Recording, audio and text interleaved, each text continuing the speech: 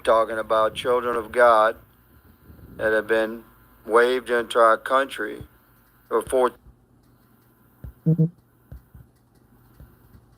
detailing the departments and the Department of Health and Human Services failures to properly track, process, and safeguard nearly 448,000 unaccompanied alien children who entered the United States illegally over the last 4 years.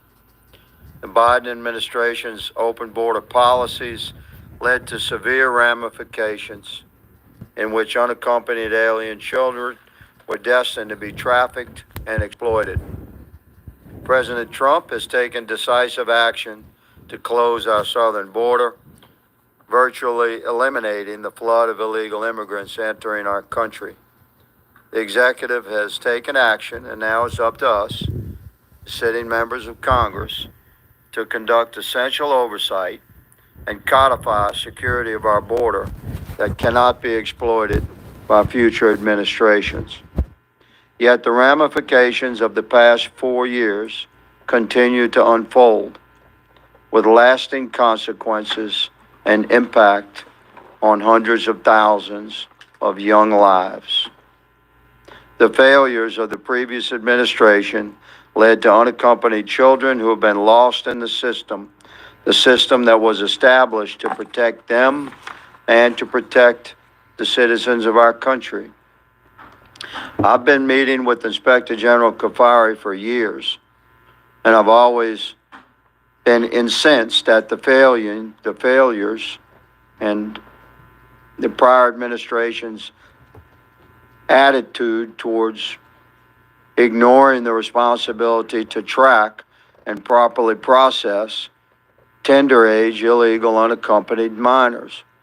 We're talking about children of God that have been waved into our country for 14 years and younger and improperly processed into virtually unvetted sponsors destined to be trafficked into some horror.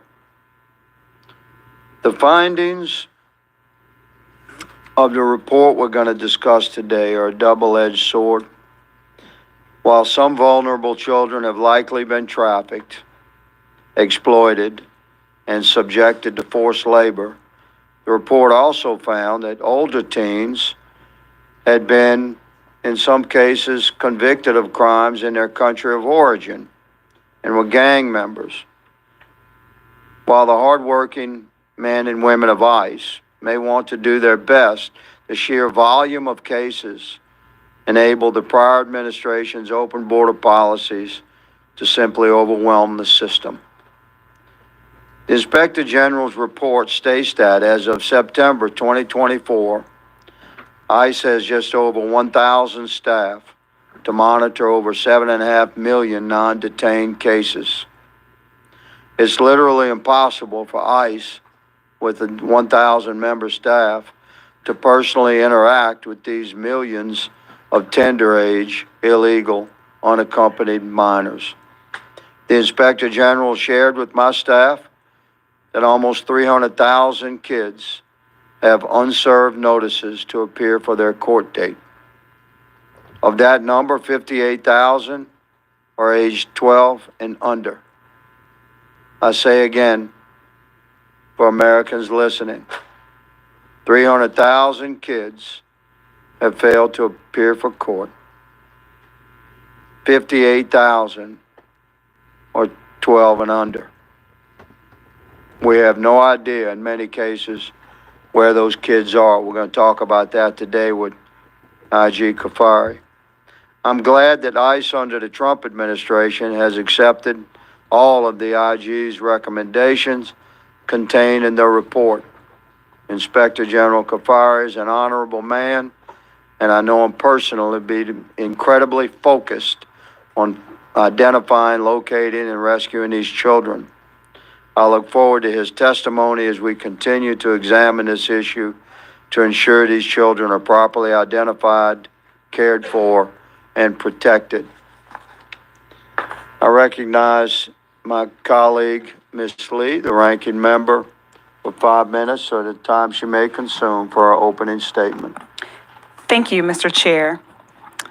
Over the last 6 months, President Trump, Kristi Noem, and Stephen Miller have unleashed a brutal, reckless, and lawless regime that targets innocent members of our communities, parents dropping off their kids at the school or attending church, legal immigrants who have been welcome in this country for decades, international students, and even children who are U.S. citizens. They are behaving without humanity, justice, or decency. Children are increasingly the target of President Trump's anti-immigrant crusades. DHS has failed to be transparent and publish any data since January, but looking at the court cases has shown that children have been increasingly and disproportionately marked for deportation by Donald Trump. Over 53,000 children have been ordered for deportation since the start of this administration. These are mostly elementary school kids or younger. How often the court cases end in deportations has also climbed under Trump, especially for kids. Over 75% of children 11 or younger are now being ordered for deportation as a result of their immigration court proceedings. Are these little kids the dangerous criminals Trump vowed to go after? President Trump is also kidnapping and illegally removing U.S. citizens, including multiple children with cancer. We're talking about unprecedented actions without due process against U.S. citizens. The Trump administration removed one 10-year-old girl, a U.S. citizen, who was recovering from brain cancer with her parents, even though she needed medical care. Another 4-year-old boy was illegally removed, also a U.S. citizen with a rare form of cancer. The judge in that case said the Trump administration had, quote, just deported a U.S. citizen with no meaningful process. Over 500 immigrant children have been removed from their families and homes and thrown into government custody. Let's call this what it is. Just like his first time as president, Donald Trump and Stephen Miller are separating kids from their parents. It's unconscionable. And as the Trump administration detains more human beings, detention facilities are becoming even more overcrowded and dangerous. The conditions that children and innocent people are being held in have been called unsanitary and inhumane. The government has some bare minimum standards in place for children in government custody, but Trump has attempted to roll those protections back or simply violated them, all while denying members of Congress their lawful ability to conduct oversight at these facilities. Republicans are complicit in this. And increasingly, children are being held in ICE facilities like Alligator, Alcatraz, or newly reopened family detention centers like the one in Dilley, Texas. This administration is using every resource at its disposal to target innocent people for kidnapping and disappearance. And we call it that because a deportation implies that you have gone through some process, implies that you are following some standard that is set in U.S. law, particularly due process. We know that this administration is even using data collected to identify sponsors for unaccompanied children to target those same sponsors, often the parents or other family members, for deportation, putting the very people who are able to help these kids who are in danger.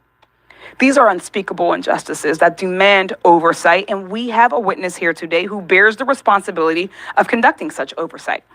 Mr. Kafari is the Inspector General who is supposed to be rooting out misconduct at the Department of Homeland Security. Instead, he's working with Republicans to twist the facts so people ignore the cages and the kids with cancer and other despicable actions. He himself is guilty of committing serious misconduct against the American people. This included spending taxpayer money retaliating against whistleblowers who called him out for delaying a report about Donald Trump actually losing children. This was when Trump's first administration separated immigrant kids from their parents and then failed to keep track of them.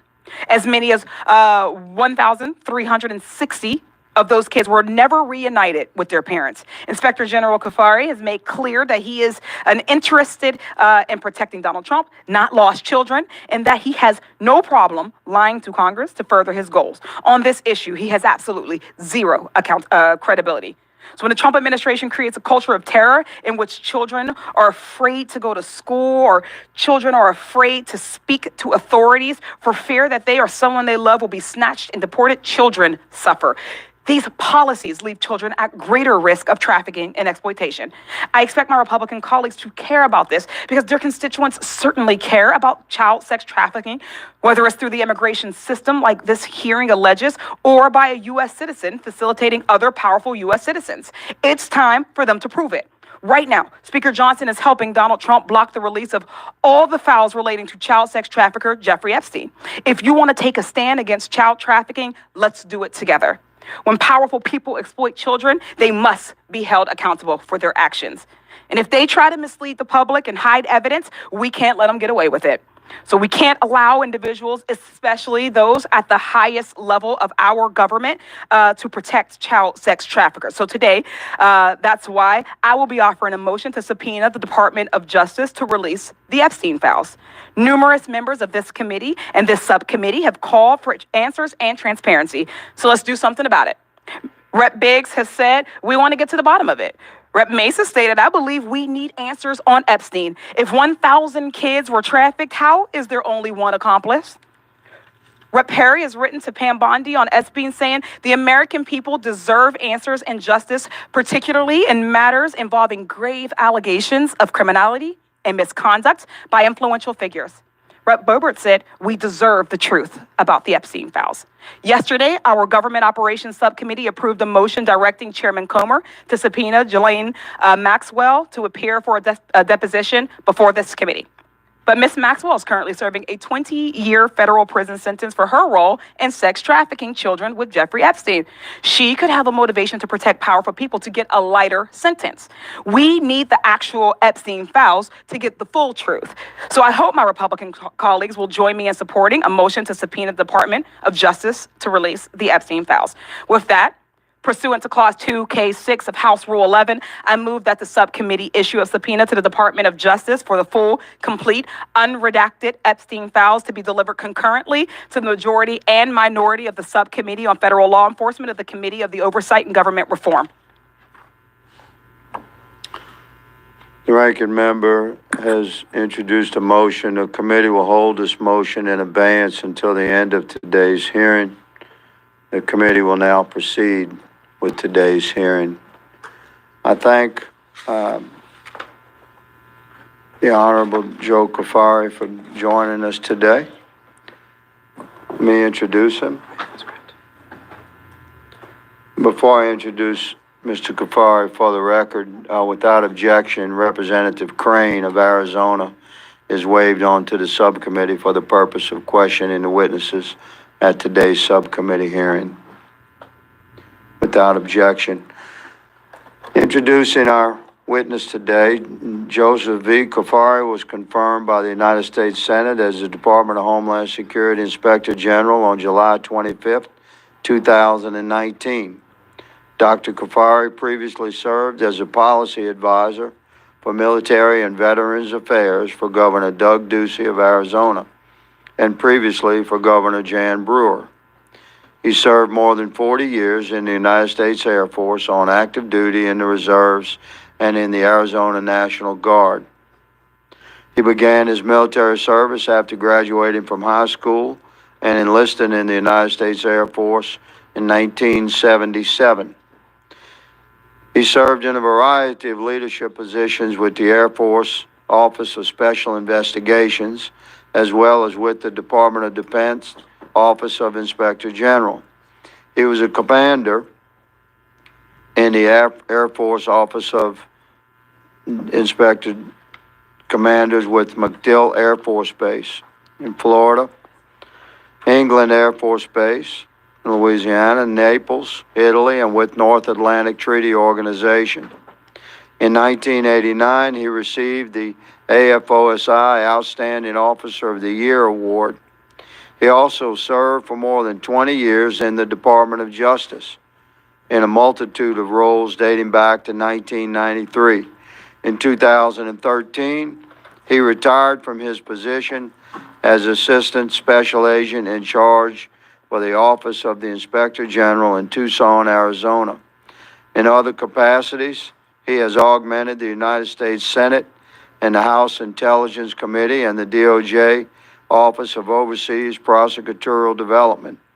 Dr. Kafari earned a PhD in management in 2002, an MA in management in 1995, and a Bachelor of Science in Business Administration and Management Information Systems in 1984. And today he sits before us. I welcome Inspector General Kafari to testify before us today. Pursuant to Committee Rule 9G, the witness will please stand and raise his right hand. Do you solemnly swear or affirm that the testimony you're about to give is the truth, the whole truth, and nothing but the truth, so help you God? Let the record show that the witness answered in the affirmative. Thank you. You may take your seat, Inspector General Kafari. I recognize the Inspector General for 5 minutes to summarize his opening statement. Thank you, Chairman Higgins, Ranking Member Lee, and Ranking Member Garcia. Members of the subcommittee, thank you for inviting me here today to discuss my office's recent audit report entitled ICE Cannot Effectively Monitor the Locations and Status of All Unaccompanied Alien Children After Federal Custody. DHS plays a critical role in administering and enforcing our national immigration laws. Among the most vulnerable populations DHS encounters are unaccompanied alien children, referred to as UACs. A UAC is a person as to when they entered the country and were encountered by DHS. They have no lawful immigration status in the United States. They have not attained 18 years of age and has no parent or legal guardian in the country available to provide care and physical custody.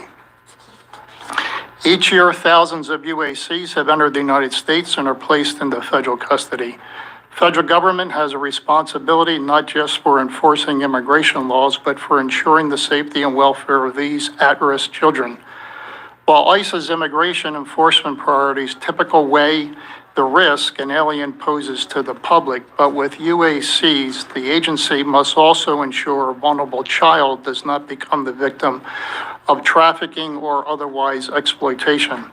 Our audit revealed significant gaps in how ICE monitors and manages the cases of UACs once they're released from federal custody. The lack of reliable location data, persistent delays in issuing notices to appear, and limited interagency cooperation has led to potentially tens of thousands of children effectively disappearing from DHS's oversight.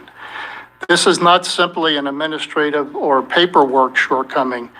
It's a systemic breakdown that carries real risk to the children themselves, to the integrity of the immigration system, and to the public trust in our immigration system and law enforcement institutions.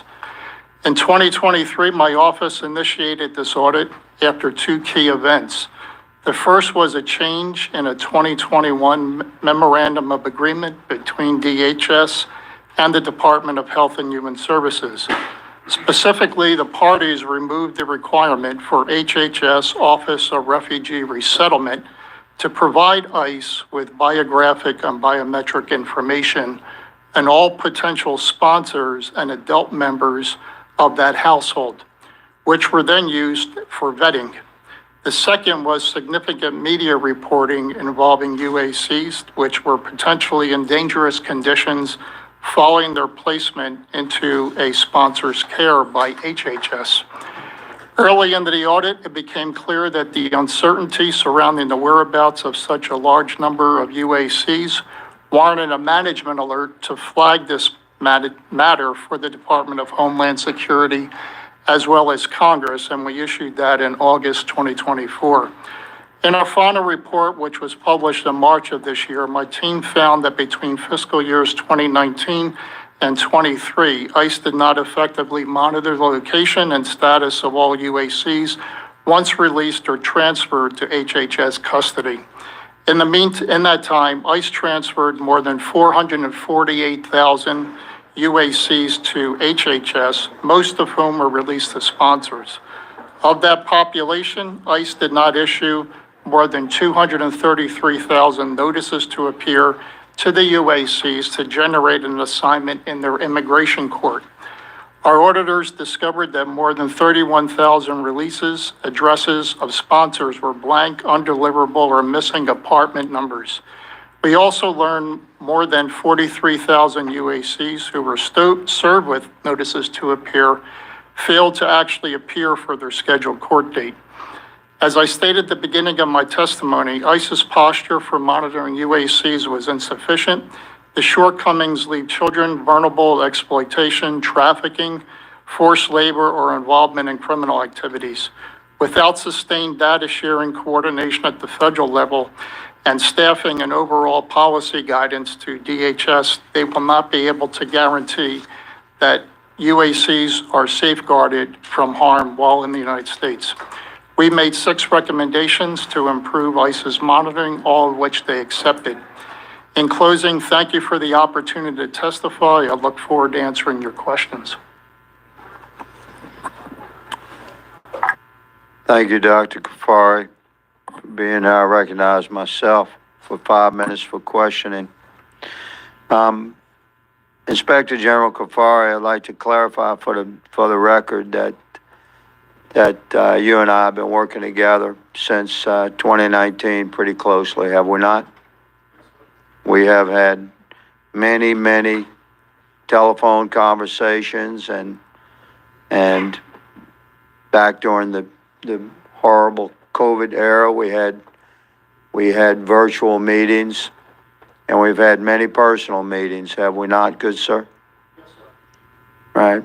So let me clarify for the American people watching that in all of my interactions with the federal government, I've had hundreds and hundreds of interactions with men and women that were embedded and serving within the executive branch. So a very small handful of those individuals that I came to understand and know I could have absolute confidence in. And at the top of that list is Joe Kafari. He was always accessible and honest and candid, yet careful to protect the integrity of his office. Because through the years, I asked him some very challenging questions. And Joe Kafari was squared away. He's here today. No doubt he's going to face some kind of fire. But I'm telling America, and Americans can tell when a man's telling them the truth. Joe Kafari is squared away. And he's an honest and dedicated man. So when I ask you, Inspector General Kafari, are you personally invested in helping the federal government identify, locate, and rescue these scores of thousands, hundreds of thousands of missing tender-age children in our country? I am, both as an adult father as well as a grandfather. And will you share with the committee what that progress looks like regarding, say, the 200,000 young teenagers that have been identified, and how the 50,000 of those were chosen to go after? And will you take us, explain that process to us? Chairman, from what we received in a briefing from ICE, they have formed a team of ICE agents, HSI, Homeland Security investigators, plus pardon me, but that team is under the Trump administration? Yes, sir. It was okay, continue, please. It was formed in February of this year. Thank you. 25, by Secretary Nome. She designated this unit to go out and identify, locate, and provide health and welfare checks on unaccompanied alien children who had been transferred from DHS custody to HHS. So a necessary component of that was for ICE and HHS to work together, which we understand they are. They are also working with other federal law enforcement agencies like the FBI and the U.S. Marshal Service to go out, and they are selecting a group of 200,000, round numbers, of unaccompanied alien children. They have gone to around 50,000 And homes. how was that subset, with 50,000 doors knocked on, identified, knocked on? How was that 50,000 subset targeted out of the 200,000 initial selection? Those were identified by HHS as households where a sponsor had 2 or more unaccompanied alien children designated to that address. So listen to that, America. They identified easily 200,000 kids that were at risk, had disappeared into the system. Of those under the Trump administration, they've identified 50,000. Why?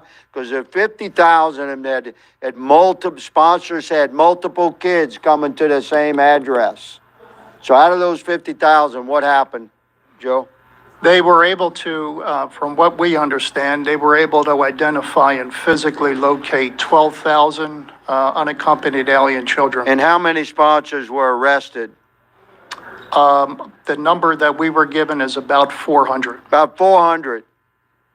Do you see where this is going, America? Mr. Kafari, thank you for your testimony. Unfortunately, my time has expired, and I'm happy to recognize the ranking member, Ms. Lee, for 5 minutes for questioning. Thank you, Mr. Chair. In appreciation of the hearing that we're having today about such an important topic as child sexual trafficking and sexual abuse, I look forward to our colleagues joining us, of course, in releasing the money where their mouth, especially unaccompanied ones entering this country alone and scared, deserve our utmost attention and oversight. In normal times, inspectors general act as the first line of defense, ensuring that agencies follow the law and act in the public interest. They're fiercely independent, or they should be fiercely independent. They serve no Democratic or Republican administration, and presidents are careful not to interfere with their work. But these aren't normal times, and the Trump administration has now unlawfully fired or demoted 20 inspectors generals across the government. Oddly enough, though, I noticed that he left you in place. Inspector General Kafari, that strikes me as a bit suspicious, given that this past October, the Council of the Inspectors General on Integrity and Efficiency released a 1,002-page report from its Integrity Committee on your repeated and well-documented misconduct. These are the inspectors of the Inspectors General. Based on the findings of this report, which included recommending discipline up to and including your removal from office, I have a lot of questions about whether we can trust you to conduct independent oversight. Inspector General Kafari, yes or no? Do you agree that it's important for inspectors general to tell Congress the truth? Absolutely. Thank you. Yes or no, are you aware this report by the Council of Inspectors General on Integrity and Efficiency found you, quote, engaged in conduct undermining the independence of integrity reasonably expected of your position? I understand that's what they wrote. So yes. Thank you. Yes or no, are you aware this report found you expended nearly $1.4 million in taxpayers' funds to, and I quote, hire a private law firm to investigate 3 former senior members of your staff, most likely for your personal interest and in order to retaliate against them? Not for my personal interest, ranking member. Are you aware that they found that in their report? That's what they wrote. So yes, you are. Thank you. Yes or no, are you aware this report found that the federal government had to spend an additional $1.17 million in taxpayer money to settle the resulting retaliation case? Yes or no? No. You're not aware. Well, I'm happy to have made you aware. Thank you.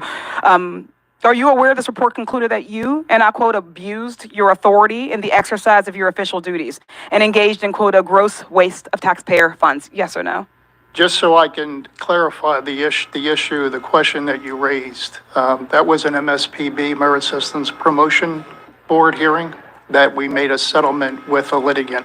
So you're aware of you're going back to the $1.17 million in taxpayer dollars that you were indeed aware of? Correct. Thank you. Yes or no, are you aware that the Integrity Committee found 3 additional issues worth investigating, but they chose to move forward because they had already had enough evidence to recommend your removal? That's what they wrote. So yes. The Inspectors General Oversight Body has already determined that this man has repeatedly lied to Congress. But today, we're supposed to trust him as an independent, objective, and forthcoming witness. This is a Fox garden hen house. Children, especially unaccompanied immigrant children, need our help. They need someone who can speak truth to power and look out for them. Unfortunately, Inspector General Kafari is not that person, and we're left to wonder if there is any real oversight going on at the Department of Homeland Security.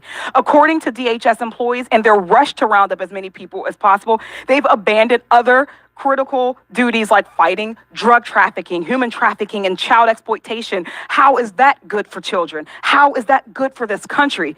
In a time when mass ICE agents patrol the streets, snatching up anyone they think looks like an undocumented immigrant, and when Americans' private data is being seized for unprecedented surveillance, we desperately need oversight.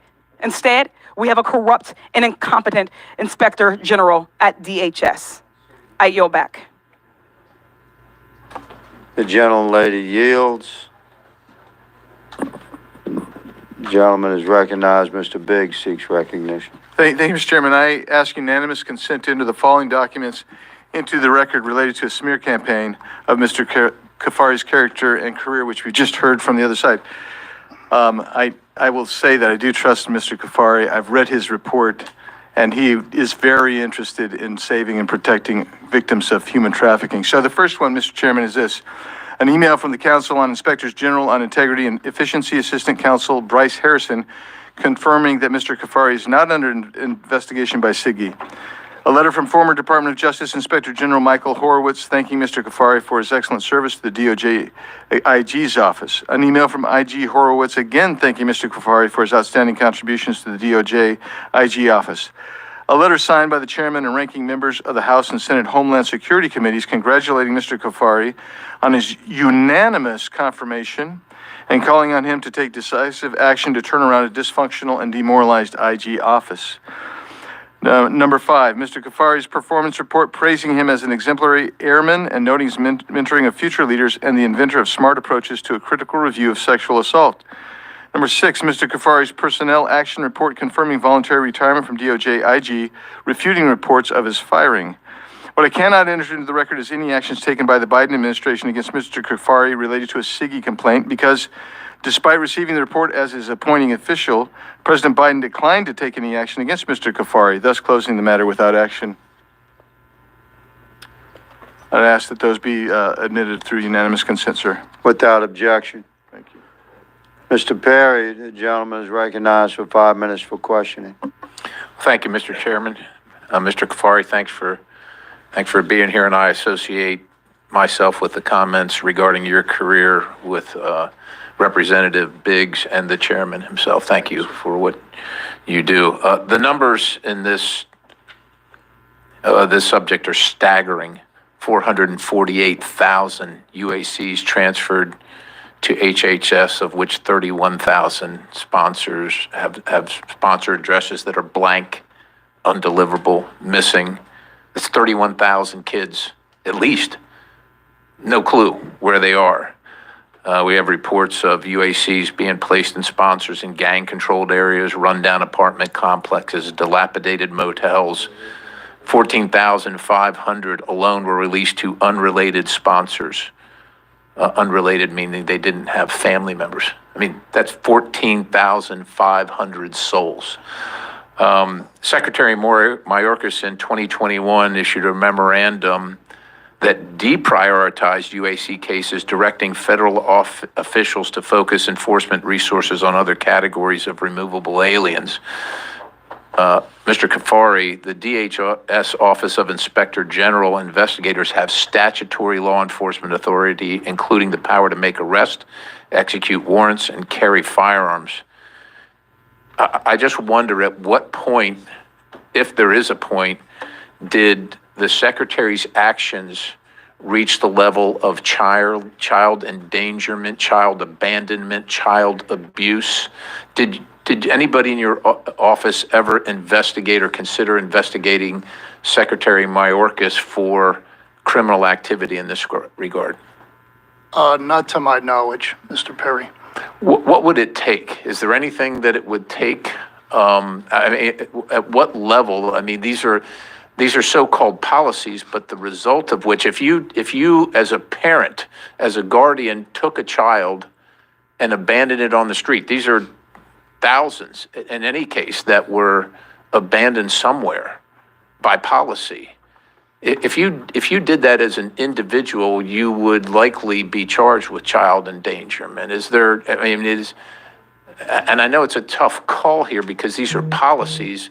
Does the OIG have the authority to make that call? The OIG has the authority to do administrative as well as criminal investigations of departmental employees or contractors. The U.S. Attorney, the Department of Justice, would be the entity that would decide whether those actions were a criminal violation or prosecutable. Do you know did you or anybody in your office ever consider a criminal referral in these cases? I know that the report, I think, came out in March of 2025 regarding most of this, but obviously the investigation was ongoing throughout the Biden administration. Was there ever a consideration, a discussion whatsoever regarding the secretary or those carrying out the policies that led to 448,000 unaccompanied minors that would be considered criminal activity relating to child endangerment? Not to our knowledge, not to my knowledge, Mr. Perry. Looking back, I mean, is that something that should have been considered? Is that, I mean, because it's policy, does that mean it's okay, or that is something that can never be considered?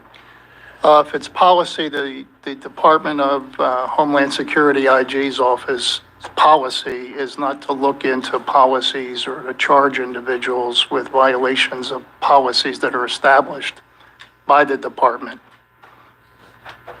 Well, I would say this. Look, we appreciate your service, and you know you're fighting for every child that was out there. But I think that these activities do rise to the level of at least consideration of criminal activity, because the results lead the actions of the policy led to the results of having these children, of which now many thousands are literally unfindable and likely in the hands of traffickers, and have been since they've been here. Those were policies that were orchestrated by design, by individuals, primarily the Secretary of Homeland Security, and gleaned these results. And there has been no accountability, and without criminal referrals, unfortunately, there's likely never to be appropriate accountability. With that, Mr. Chairman, for the time being, I yield.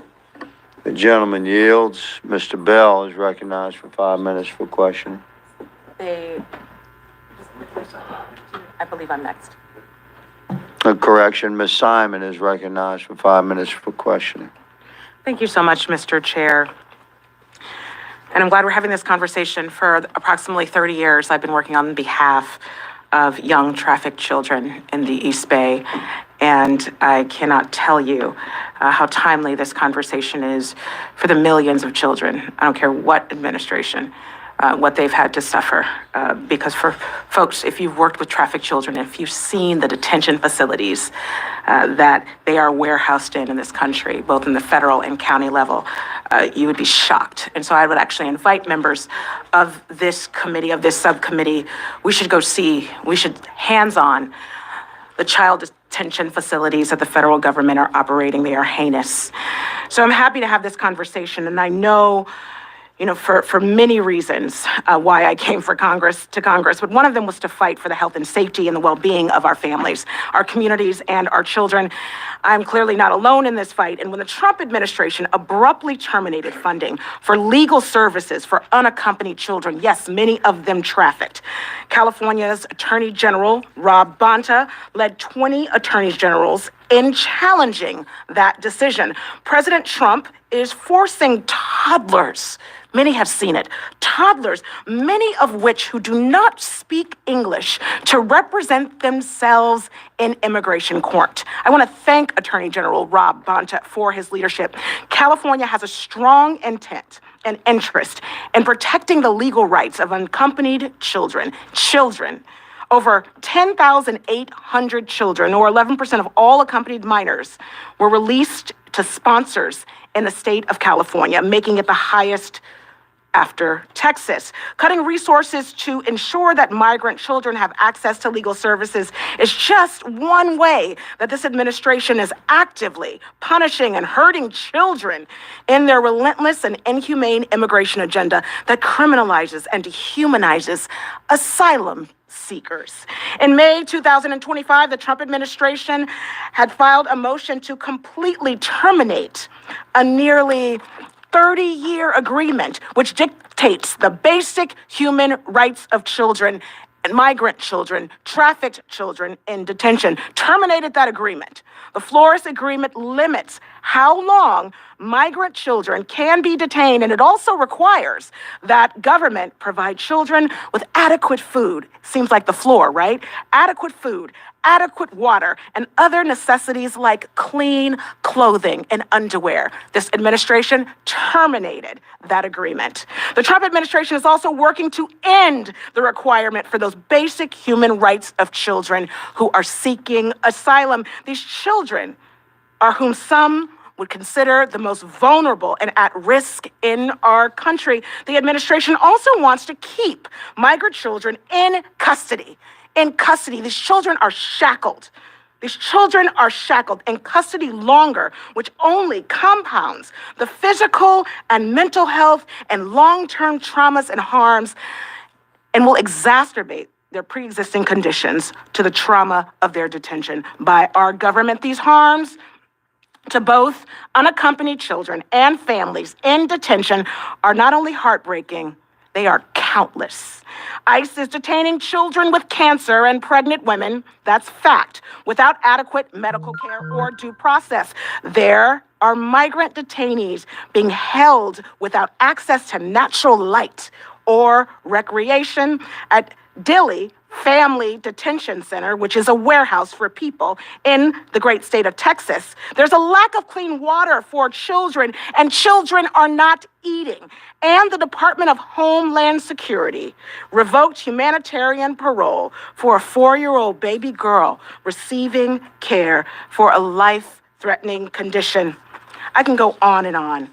I can go on and on. But the reality is that my community and communities across the nation, we are not this cruel. I don't care how you pray or how you vote. These are facts. That is not hyperbole. Children of Abraham, we got to look at the facts. We are detaining, warehousing, and denying unaccompanied children who were seeking asylum, not only due process, but access to medical care, access to clean clothes, access to drinking water, access to attorneys. I'll yield back. The gentlelady yields. Mr. Biggs, the gentleman from Arizona, is recognized for questioning. Thank you, Mr. Chairman. And so much of what I just heard is untrue. But what I would say too is, when you cast aspersions about the Inspector General Kafari, I wonder, did you read the report that he submitted for this? Did you read the report that we're discussing today? I did. No, I know you did. I wonder about the people who are telling lies about you, whether they did. And then they say, we can't believe a thing you said. Well, everything you said undermines what I think everybody on this committee should be worried about, and that is this horrible scourge of trying to find these kids who brought in and let in. I get just absolutely mind blown by people making these assertions. But have you been down to the border? I've been down to the border many times. I know you have, Mr. Kafari. I have as well. And have you brought people to the border? Have you interviewed people that are in detention? Have you interviewed children who come across without parents? This government, under Joe Biden, received hundreds of thousands of unaccompanied children. Is that fair to say, Mr. Kafari? So the number is around 448,000. And of those, do we know where all those 448,000 unaccompanied children are?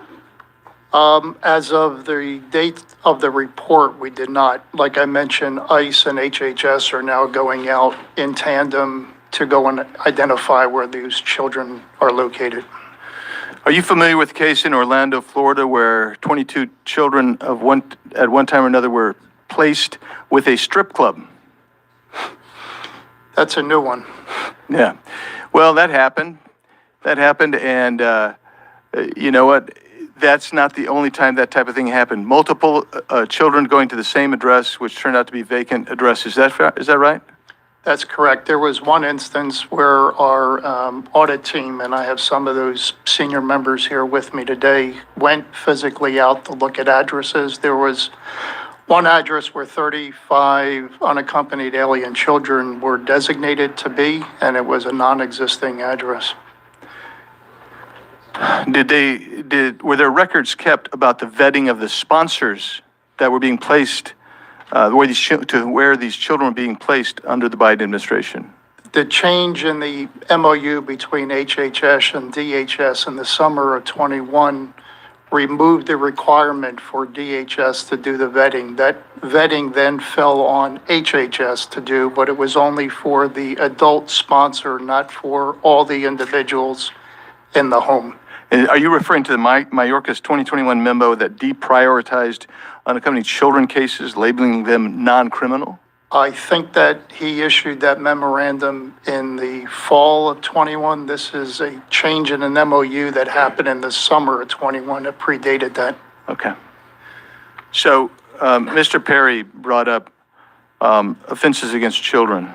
And it doesn't take much to go to 18 U.S.C. Section 2251, and then also the aid and abet statutes, to realize that the policies, when you are labeling what's happening, the unaccompanied children, as non-criminal, if you've ever stood there and watched a 3-year-old and a 5-year-old come over in a group put together by a coyote with a 10-year-old not related to those 2 younger kids, bringing them across, you'd have to say there's some criminal conduct there. There is absolutely abuse of children going on there. That's what was going on wildly, often under the previous administration. And I'm sorry that you had to endure the BS that you've had to today. Your report is right, and I hope my colleagues read that report and tell me where any of it's untrue. And I will yield the balance, but I do have some UCs after you're done. Gentleman yields the balance. I'd just like to point out to my colleagues that at any given time in American prisons, there are 750 to 850,000 incarcerated Americans that are parents of minor children. So when my colleagues discuss our efforts to keep families together during the deportation process, that's important. The gentleman yields his I time. have some UCs, sir. Gentleman has unanimous consent. Thank you. This is a letter to Assistant Secretary Contreras from October 24th, 2022. Another one, July 15th, 2022, to Secretary Mayorkas and Secretary Becerra, signed by many members of Congress. Another to Secretary Becerra, dated September 10th, 2021. Another one to Secretary Mayorkas, dated March 3rd, 2021. Another to ORR and the Administration for Children and Families, dated February 24th, 2022, all asking questions about where these children were and the policies. Another is an article entitled "Tom Homan Detailed Search for 300,000 Kids the Biden Administration Lost." Another said ICE. This is another one dated from July 14th. ICE finds 10 unaccompanied migrant children at marijuana grow sites. Another one dated February 14th this year. ICE officers granted access to unaccompanied minors database. Another one from the New York Times stating alone and exploited migrant children work brutal jobs across the U.S. dated February 25th, 2023. Another one from April 17th, 2023 from the New York Times. U.S. was warned of migrant child labor, but, quote, didn't want to hear it, close quote. And another one from May 8th, 2023, what we know about unaccompanied children arriving at the southern border. Without objection, so entered into the record. The chair recognizes Mr. Bell for 5 minutes for question. Mr. Chair, before my time, I have some unanimous consents. Yes, sir. With unanimous consent, I'd like to enter the following articles regarding Inspector General Kafari's conduct from the Project on Government Oversight into the record. One is dated October 3rd, 2024. DHS watchdog repeatedly misled Congress. One is dated October 2nd, 2024, a watchdog's war on oversight.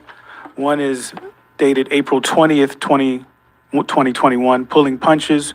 Trump appointed watchdog suppress White House related probes. There's an article on July 1st, 2021. Did whistleblower reprisal help set the stage for a January 6th intelligence failure? On July 21st, 2022, an article entitled DHS Watchdog Failed to Sound Alarm for Months on Secret Service's Purge January 6 text. On August 11th, 2022, DHS Watchdog nixed alert to Congress about Purge January 6 text, New Doc Show. On March 8th, 2023, whistleblower reprisal feared in key parts of DHS Watchdog.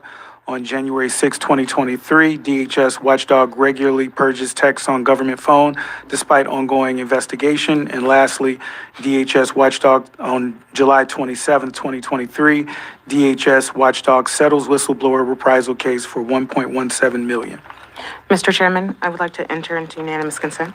For Mr. Bell, it entered without objection. Ms. Simon is recognized. Thank you, Mr. Chair. I ask for unanimous consent to enter into the record the Council on the Inspector General's on the integrity and efficiency 1,000-page report on the Inspector General's misconduct. Without objection, Mr. Chair, unanimous consent, please. Mr. Garcia is recognized. Thank you, Mr. Chair. I want to submit for unanimous consent. I just want to introduce this document into the record, listing all the calls to release the Epstein files from members of this committee. Would you mind repeating your request to enter, sir, the title of your entry? The title is, this is the document into the record listing the members of this committee and their individual calls to release the Epstein files. So, without objection. Who do we have? Actually, Mr. Bell. Mr. Bell's recognized for question. Thank you, Mr. Chair, Ranking Member, and our witness for being here today. Just for housekeeping, this report, which I did look at, was starting from a time period in 2019, correct? Fiscal year 2019 to 23. And who's the president in 2019? 2019 was President Trump. And who appointed you, Mr. Kafari? President Trump. Mr. Kafari, can you tell me which populations are at the highest risk of being victims of human trafficking or sexual exploitation? Those who are not put, and those who the federal government does Let not me have- chime in. The answers are youth, children. Individuals under the age of 18 are the highest risk. And of that population, the most vulnerable are unaccompanied, unmonitored children. And that invulnerability caused by instability and lack of support puts children at risk, and unaccompanied minors are often arrive alone from dangerous conditions with no protection or guidance, which makes them easy targets for trafficking and exploitation. And Mr. Kafari, do you know the most used tactic by human traffickers and predators to lure victims in? a promise of some better lifestyle. Coercion, lying, usually coming from a figures of authority who exploit those young people who may not know and prey on victims' fears. I'm a former prosecutor and have extensive work in local government. And so I understand the roles that figures of power play in communities, figures like our law enforcement, and in many communities, ICE is much more prevalent with respect to law enforcement. And this role can play it can shape an individual's actions and how they respond, particularly when they're scared or alone.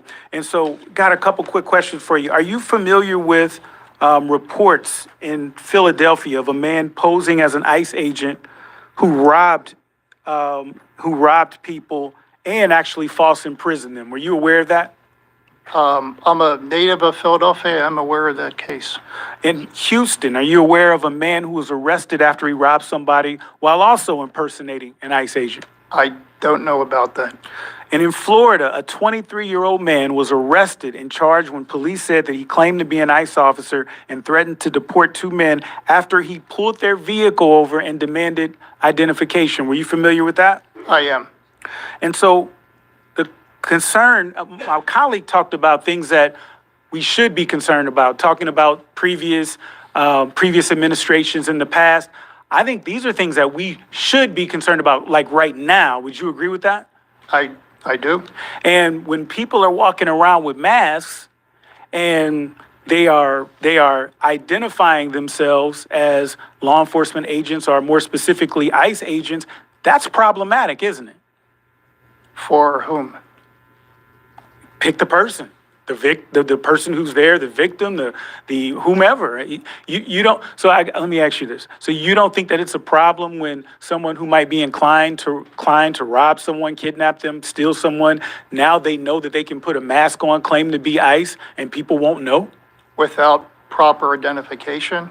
So is it your testimony today that all ICE agents need to properly identify themselves? That's a decision by the Department of Homeland Security. So, but what are your thoughts on that? It's the decision of the Department of Homeland Security how to deploy their law enforcement. Okay, so I've dealt with law enforcement. I've worked with law enforcement, and they don't wear masks. They show themselves. They identify themselves because it's about the trust and accountability part. So here's a hypothetical. So you have a good faith belief that this person who's approached you is not a law enforcement figure or an ICE agent, and you resist, and you're wrong. Do you know what will happen to you? That's a hypothetical. I don't know what would happen. You would be prosecuted. And so I don't know if you're an attorney. I'm an attorney. When we're talking about the law, we start with hypotheticals because when we're discussing policy, we have to think about every situation that could potentially happen. And so you have mass people walking around, and everyone knows that ICE agents that people can portray themselves as ICE agents, and if you're wrong, you get prosecuted, and that is a problem. And we've seen articles of it in Los Angeles and other places that we mentioned all over the country. Gentleman's time has expired. I yield back. Ms. Presley is recognized for 5 minutes for questions. Thank you. First, let me begin by saying this. Republicans, you sound absolutely absurd. Stop calling children aliens. This intentional, the cruelty is the point. This intentional dehumanizing and persistent persecution through your rhetoric is shameful. You are literally attacking children. I cannot take seriously anyone who's using othering language to bully babies and toddlers. Republicans don't want us to see the humanity of immigrants. That's why they like saying aliens, and even put it in the title of the hearing. And that inhumane approach is consistent with the actions of the Department of Homeland Security. Dr. Kafari, have you heard about the DHS policy of collecting the DNA of children and storing it into the FBI criminal database, yes or no? I believe there's not a policy to do children. There absolutely is. Mr. Chair, I ask unanimous consent to enter into the record this report from July 2025 titled Raiding the Genome, how the United States government is abusing its immigration powers to amass DNA for future policing. Without objection. This policy began under Donald Trump. In his first term, he authorized DHS to begin mass DNA data collection from immigrants, including children, and hand that data over to an FBI database designed to track violent offenders. Now that he's back, Trump is taking this policy to new extremes, adding more than 250,000 people to the database in just 4 months. I'm right here. 250,000 people, okay, in 4 months. This committee recently held a hearing on genetic data, and there was bipartisan agreement that DNA is highly sensitive and its misuse is a violation of people's rights because children as young as 4 years old could not possibly consent to DNA collection. So I want to know what your office is doing about it, Dr. Kafari. We actually wrote a report. One moment, let me ask the question. Certainly. Is it the responsibility of your office to investigate abuses of civil rights and civil liberties, yes or no? Yes. Has your office ever investigated concerns about DHS agents stealing genetic information from children and uploading it to the FBI's criminal database? Not to my knowledge during my tenure. Well, for an inspector general worthy of the title, it should be a priority investigation. Do you agree? I agree that we did a report. Thank you. Thank you. You agree? I agree. Should be a priority investigation? On the matter you're discussing. For the record, I want to be clear. Do you agree there should be a priority investigation by your office to look into agents stealing genetic information from children and uploading it to the FBI's criminal database? Yes or no? Yes or no? We Your have done the office- report let me just- that you're mentioning. Let me just say this. Your office, according to Title V of the U.S. Code, Chapter 4, Section 417, this is the responsibility you are charged with to investigate abuses of civil rights and civil liberties. Children as young as 4 years old have not consented to the collection of their DNA. That is a violation of their civil rights and civil liberties. So this is not a trick question. Do you believe, given the charge and jurisdiction of your office, that this should be a priority investigation as their rights have been violated? Unless the adult consented on the child. Yes or no? Yes or no, Dr. Kafari? We just got done writing a report On what? on the DNA collection within the Department of Homeland I thought you Security. said you weren't even aware that it was a policy. I'm very confused. There's not a policy. Dr. Kafari, I'm not gonna, play these games here because we're talking about children, so I don't want to circle the drain. But this should be a priority investigation because we have children whose civil rights have been violated with the collection of their DNA. This administration is turning childhood trauma into a permanent record. Republicans on this committee, you claim to be focused on protecting children, yet you're ignoring actual threats to their safety. You traumatize children with the threat of disappearing their parents. You traumatize children by disappearing their parents. You traumatize children by collecting their DNA without their consent and criminalizing them. You traumatize children by denying them food when they're hungry. You traumatize children by denying them essential health care, which is their human right. You traumatize them so much that they're afraid to show up to school, afraid to show up to church, afraid to go to doctor's appointments. Mr. Chair, I ask unanimous consent to enter into the record this July 2025 article from the Boston Globe titled, "I Want Daddy," as ICE detains parents and children. Without objection, the gentlelady's time has expired. Ms. Mason Stop is using children as pawns. recognized This is the for real 5 child minutes abuse. for questions. Thank you, Thank you, I Mr. yield. Chairman. I appreciate the passion this afternoon. We talk a lot about the consequences of illegal immigration on American citizens, and rightfully so. It was a nightmare for the American people, many of whom were robbed, raped, and murdered by illegal aliens. Today, we're examining the humanitarian catastrophe for Joe Biden and Kamala Harris's open borders cause for children. And South Carolina is not alone. We've had children killed by illegal aliens. We had a sanctuary sheriff in South Carolina just last year who was letting out illegals, not working with ICE, refused to work with ICE, and she was letting out, Kristen Graziano was her name, and she lost her election, rightfully so, in November. But she was letting out illegals who were rapists, murderers, pedophiles, that sort of thing. So open borders are not compassionate, they're cruel. The Biden administration's decision to fling our border wide open and institute catch and release put hundreds of thousands of unaccompanied children at risk of exploitation through sex trafficking, child pornography, narco trafficking, and modern day slavery. So Mr. Kafari, a DHS Inspector General, you sounded the alarm on this issue, and I know each and every American thanks you. So my question for you this afternoon is, how many unaccompanied children were lost by the Biden administration? I believe the figure is 233,000. And how many unaccompanied children were registered to non-existent addresses or had no address listed at all? I don't have the exact number on that. There were 31,000 who had invalid addresses.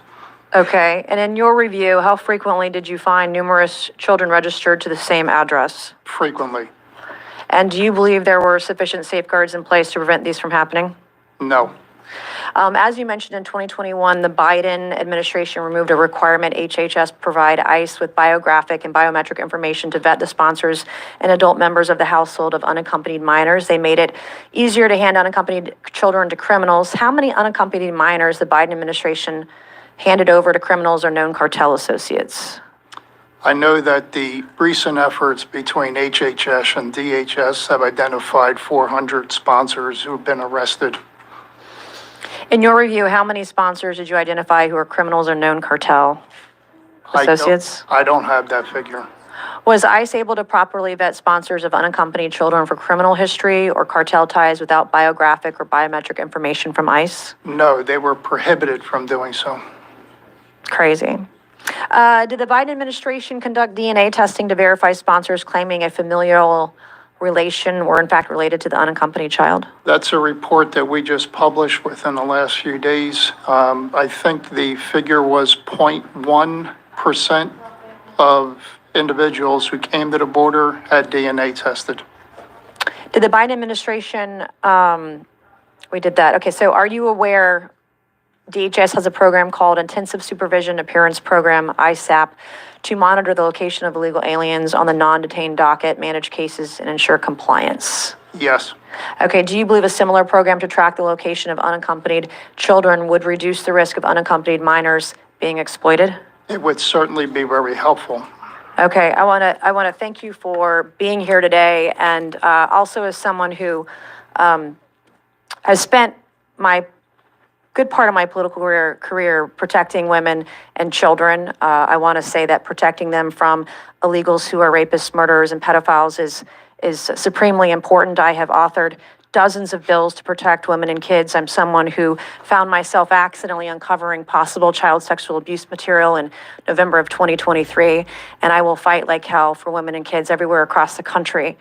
And I want to be sure that when we're talking about pedophiles, convicted, et cetera, that we think about the making sure that we don't expose who those victims are, who those kids are, that if we are going to release files, that we redact the names of the kids that were involved or the names of the victims. I myself, as a victim, currently today, fighting for justice for myself and other women, I can't express how important that is. But also, how do you traffic 1,000 kids and only have one accomplice? Like, that just doesn't make sense to me. And I'm for full transparency of all pedophiles. I'm for making sure that we go after those who've raped kids, who've done the worst of the worst. So thank you, Mr. Chairman, and I yield back. The gentlelady yields. Mr. Chairman, Chairman, I have a UC. I apologize, Gentleman's sir. right now. Thank you. This is from today. Former Obama ICE Director Holman's right that keeping ICE out of jails means more collateral arrests. You bet. Without Objection, that's unanimous consent that I have entered into the record a bill currently under consideration by this committee, my bill, that is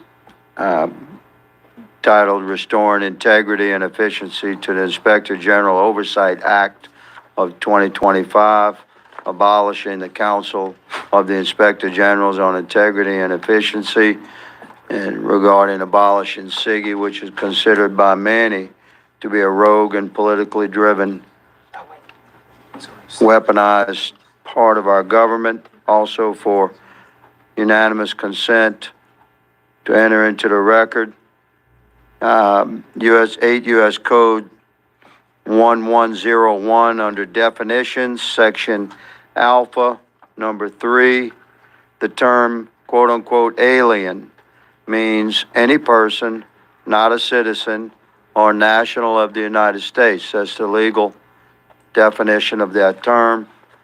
Without objection, and I enter into the record or seek unanimous consent, the Bureau of Justice Statistics that supports my earlier statement that at any given time, 700,000 to 800,000 American citizens are incarcerated in American penitentiaries that are themselves parents of minor children. And without objection, pursuant to the previous order The subcommittee stands in recess, subject to the call of the chair. Point of order. Are we not We're in going to take the recess. vote? We're in recess. That was a previous order. Yeah. Mr. Chair, we need to take the vote from the motion. We're in recess pursuant to previous order, which passed without objection. So we're in recess, and we will move to those votes. So this is out of order conversation. I'm just being polite. We had the previous order that we moved without objection. Votes would be moved until after deliberation. Well, subject to call of the chair. Our hope is today we have plans. recess. We have plans. Forever recess. Children will not. Sir, when is the actual, when are we back in session for this subcommittee? After votes? That's subject to the call of the chair, as I stated. So, We're going to do a permanent reflective recess. of the previous order. So, stand by.